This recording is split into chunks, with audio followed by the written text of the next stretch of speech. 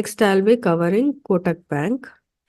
Kotak bank time frame ತಗೊಂಡಿರೋದು 2 hours.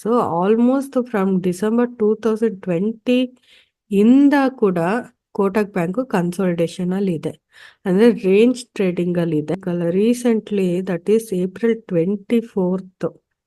So ಈ recently ಅದು ಬ್ರೇಕ್ಔಟ್ ಆಗಿದೆ ಡೌನ್ ಟ್ರೆಂಡ್, ಅರೆ ಇನ್ನು ಕನ್ಫರ್ಮ್ ಆಗಿಲ್ಲ. ಯಾವಾಗ ಕನ್ಫರ್ಮ್ ಆಗುತ್ತೆ ಅಂತಂದ್ರೆ ಒಂದು ಕ್ಲೋಸಿಂಗ್ ರೆಡ್ ಕ್ಯಾಂಡಲ್ 1600 ಅಂದ್ರೆ 1600 ಬಿಲೋ ಕ್ಲೋಸಿಂಗ್ ಆಗಬೇಕು ರೆಡ್ ಕ್ಯಾಂಡಲ್. ಸೊ ಅದು ಕನ್ಫರ್ಮ್ ಆಯ್ತು ಅಂತಂದ್ರೆ ಮಾತ್ರ ನಾವು ಡೌನ್ ಟ್ರೆಂಡ್ ಮೂಮೆಂಟ್ ತಗೋಬಹುದು. ಆದ್ರೆ ಇಲ್ಲಿ ನೋಡಿದ್ರೆ ರೇಂಜ್ ಟ್ರೇಡಿಂಗ್ ಚಾನಲ್ ಇದೆ ಅಲ್ವಾ, ಅಲ್ಲಿ ಸಪೋರ್ಟ್ ತಗೊಳ್ತಾ ಇದೆ Kotak bank.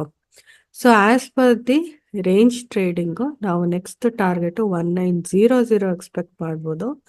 That is first target.